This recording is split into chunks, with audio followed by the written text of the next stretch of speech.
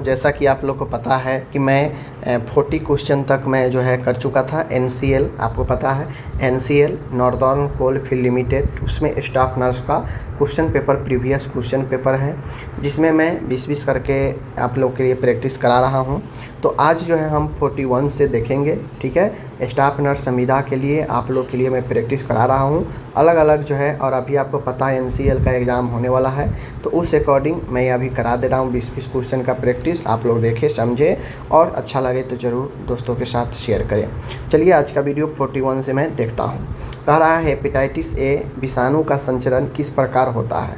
तो मैं आपको पहले बता चुका हूँ कि हेपेटाइटिस ई और ए दोनों ऐसा है, हेपेटाइटिस ए और ई जो दोनों जो है फैलता है ओरल फीकल रूट से, ठीक है, यानी गंदे भोजन गंदे पानी से फैलता है। तो ये जो विटामिन ए हेपेटाइटिस ए है, ठीक है, वो किससे फैलेगा, इन्फेक्टेड फूड और वाटर से, ठीक है, याद रखिएगा। आगे है 42 नंबर है, कहता है transmission of tuberculosis is, tuberculosis का ट्रांसमिशन किसके द्वारा होता है।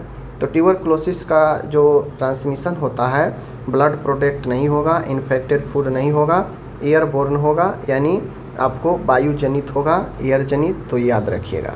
आगे है कैंसर किस प्रकार जो है, यहाँ पे देखिए लिखा हुआ है कैंसर का संचरण किस प्रकार होता है।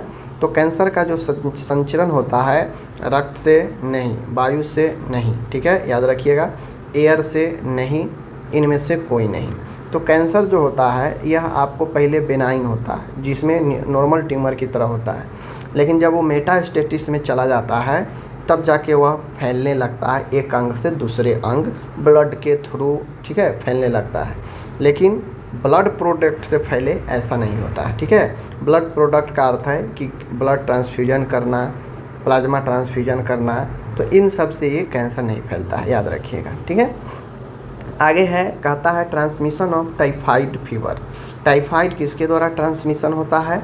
तो जो ट्रांसमिशन होता है टाइफाइड, जिसे आंत्र ज्वर बोलते हैं, तो ये टाइफाइड भी इन्फेक्टेड फूड और वाटर से फैलता है, ठीक है, ओरल फीकल रूट से ये भी फैलता है, याद रखिएगा।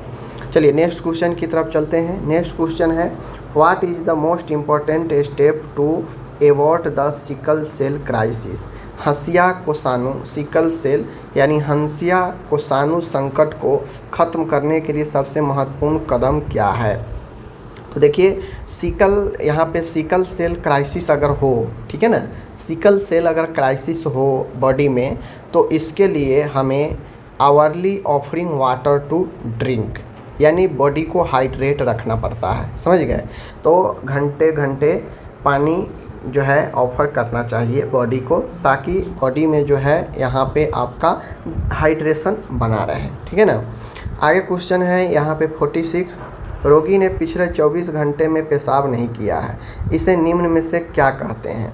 तो 24 आवर में वह बिल्कुल यूरिन त्याग नहीं किया है, मतलब थोड़ा भी नहीं किया है।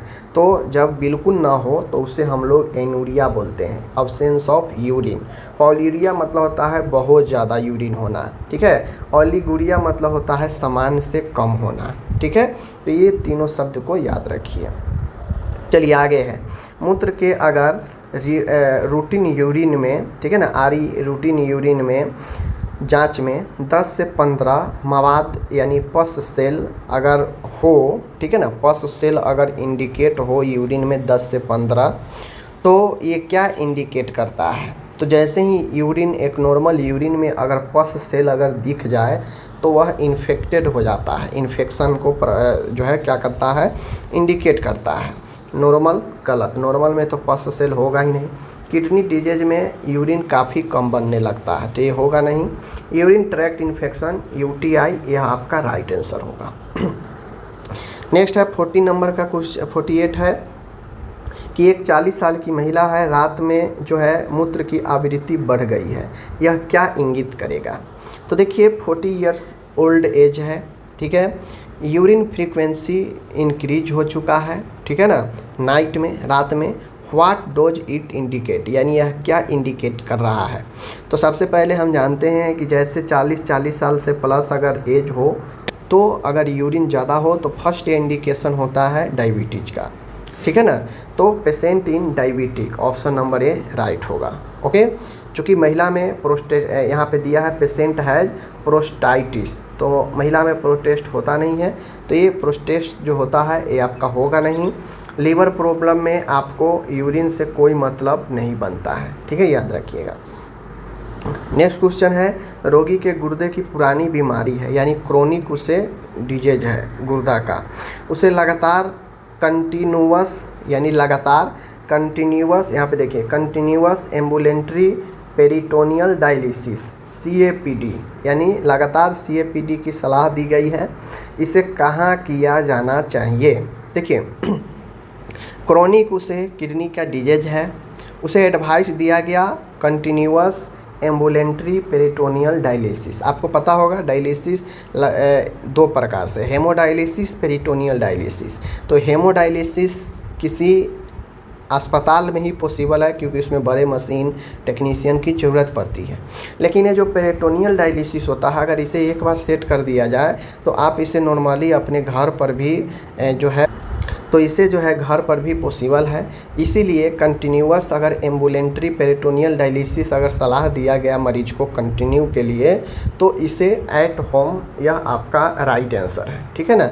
एट होम घर पर यह सलाह दी जाती है। चलिए आगे है, कहता है patient is on thyroxine, patient thyroxine medicine पर है। What is the cheap and best way to monitor drug dose, कहता है कि मरीज थायरोक्सिन दवा ले रहा है, दवा को नियंत्रण करने का सस्ता और सबसे अच्छा तरीका क्या है? T3 स्तर चेक करना, T4 स्तर चेक करना, TSH स्तर चेक करना, उपरोक्त में से कोई नहीं। तो थायरोक्सिन मेडिसिन कब लिया जाता है? जब पेशेंट में थायराइड की समस्या हो, ठीक है, लेवल जब इंक्रीज करता है तो थायराइड ग्रंथि ठीक से काम नहीं कर पाता है तो मरीज को थायरोक्सिन दिया जाता है। तो हम जब चेक करते हैं नॉर्मल TSH, ठीक है ना, थायराइड स्टिमुलेटिंग हार्मोन, इसी को हम लोग क्या करते हैं TSH का लेवल चेक करते हैं, ठीक है ना, थायरोक्सिन दवा लेने पर। आगे है total number of vertebra in sacrum, कह रहा है कि सैक्रम में कितने वर्टेब्रा होते हैं। देखिए T12, L5, S5, C6, ठीक है। तो याद रखिए ये भी L5 जो होता है, L5, S5, यह आपका लंबर 5, ठीक है ना, और लंबर वर्टेब्रा सैक्रम वर्टेब्रा 5, दोनों 5-5 होता है। ओके, तो याद रखिए 5 आपका राइट आंसर होगा। ओके, कहता है कि थोरेसिक रीजन में कितने वर्टेब्रा होते हैं? अभी मैंने बताया T12, तो इसमें 12 होता है, ऑप्शन नंबर ए। आगे क्वेश्चन कह रहा है पानी में घुलनशील विटामिन निम्न में से कौन सा विटामिन है? हम सब जानते हैं विटामिन B एंड C ऐसा विटामिन है जो वाटर सोलूबल है, जल में घुलनशील है, तो इसमें B ही है, तो B राइट होगा। बाकी ये सब फैट में घुलनशील है। आगे है दिमागी शीत ज्वर किस कारण से होता है, यानी cerebral malaria is cause by. तो यहाँ पे देख सकते हैं कि ये जो सेरेब्रल मलेरिया होता है ये किसके कारण होता है? तो सेरेब्रल जो दिमागी शीत ज्वर होता है यानी दिमाग में यह मलेरिया फैलता है ब्रेन में, तो ये होता है आपका ऑप्शन बी प्लाज्मोडियम फैल्सीफेरम, ठीक है, याद रखिएगा प्लाज्मोडियम फैल्सीफेरम याद रखिएगा। 55 नंबर क्वेश्चन है इन विच डिजीज किस बीमारी में ब्लड डोज नॉट क्लॉट, किस बीमारी में ब्लड क्लॉट नहीं हो पाता है, नहीं जमता है? थैलेसीमिया, फेफड़ों का कैंसर, हीमोफीलिया, मधुमेह। थैलेसीमिया होता है जहाँ पे आरबीसी का निर्माण ठीक ढंग से नहीं हो पाता है, बार बार आरबीसी का क्या होता है, क्षय होता है। लेकिन हीमोफीलिया एक ऐसा बीमारी है जो ये ब्लड डिसऑर्डर है और यह बार बार इसमें ब्लड जो है आपका पतला रहता है और ब्लड नहीं जम पाता है। ओके, चलिए आगे क्वेश्चन है, यहाँ पे कह रहा है फाइलेरिया निम्न में से किसके द्वारा फैलता है? तो इसका जवाब आप लोग खुद से दीजिए कि फाइलेरिया किसके कारण फैलता है बॉडी में। ओके, चलिए आगे बढ़ते हैं। रक्त में समान सोडियम स्तर कितना होता है? देखिए सोडियम हो, पोटेशियम हो, मैग्नीशियम हो, ये सब बार बार पूछता रहता है। तो रक्त में सोडियम की मात्रा जो होता है वह 135 से 45 होता है, ठीक है। यहाँ पे 55 दिया है तो हम सी को ही मारेंगे, याद रखिए। MEQ इक्विवेलेंट होता है, ठीक है ना, याद रखिएगा। उसके बाद है कहता है ईसीजी में भी समझ गए, वी एक इलेक्ट्रोड को इंटरकोस्टल स्पेस में रखा जाता है। ठीक है, क्वेश्चन पूछ रहा है कि ईसीजी में V1 इलेक्ट्रोड कहाँ प्लेस किया जाता है। ठीक है ना, इंटरकोस्टल स्पेस में रखा जाता है। कितने इंटरकोस्टल स्पेस में, 1 में, 2 में, 3 में, 4 में। तो जो आपका ईसीजी में V1 इलेक्ट्रोड होता है वह इंटरकोस्टल स्पेस के 4th पर रखा जाता है, 4th इंटरकोस्टल स्पेस पर। ठीक है, चलिए आगे है। शराबी रोगी को आपको अचेत अवस्था में मिलता है, यानी एक शराबी रोगी है वह अचेत अनकॉन्शियस अवस्था में मिलता है। ऐसी स्थिति में आप उसे क्या देंगे? ऐसी स्थिति में आप उसे क्या देंगे?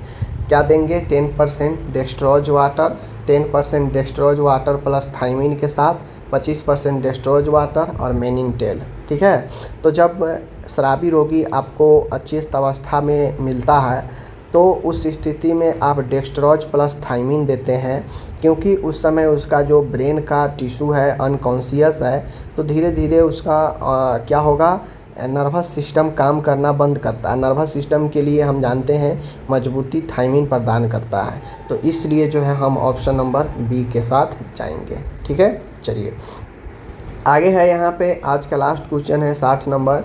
एक 60 वर्ष रोगी पुराना गठिया रोग के साथ इमरजेंसी कंडीशन में अस्पताल में आ रहा है। निम्न में से कौन सा तत्काल नर्सिंग हस्तक्षेप सही होगा? यानी एक मरीज है जो 60 वर्ष है, ठीक है, 60 वर्ष के रोगी है, वह पुराना अर्थराइटिस गठिया रोग से पीड़ित है। ठीक है, याद रखिएगा, और इमरजेंसी में वो आ रहा है। ठीक है, निम्न में से तत्काल इमीडिएट नर्सिंग हस्तक्षेप कौन सा होगा? दर्द दूर करना, डेमोन्स्ट्रेन बैसाखी चलाना, आहार संशोधन बताना, मूत्रवर्धक का प्रबंध करके डाययूरेसिस को बढ़ावा देना। देखिए, अगर वो गठिया रोग से पीड़ित है, आपातकालीन सिचुएशन में आ रहा है, तो इसका सीधा मतलब है कि काफ़ी ज़्यादा उसे पेन हो रहा होगा, तभी वो इमरजेंसी में आया है। वरना अर्थराइटिस क्रॉनिक बीमारी होता ही है, समझ गए, जोड़ों का सूजन और दर्द होता है। तो इसमें मरीज जो है दवाई के साथ चलता है, एक्सरसाइज के साथ जीवन चलता है उसका, लेकिन अगर इमरजेंसी में आ रहा है मतलब उसको काफ़ी ज़्यादा पेन होगा, तो दर्द दूर करना इसमें सबसे प्राथमिकता होगी। तो आज मैंने 20 क्वेश्चन यहाँ पे आप लोग के लिए देखा। कैसा लगा आप लोग कमेंट करके ज़रूर बताएंगे, और बचे हुए जो इसके 15 क्वेश्चन हैं उसको भी मैं 10 क्वेश्चन जो और है इसका, उसको भी मैं जल्द कराऊंगा, क्योंकि एक शिफ्ट में 70 क्वेश्चन इसके टेक्निकल से पूछे जाते हैं, 30 क्वेश्चन नॉन टेक्निकल से होता है। ओके, चलिए मिलते हैं नेक्स्ट वीडियो के साथ, तब तक के लिए धन्यवाद।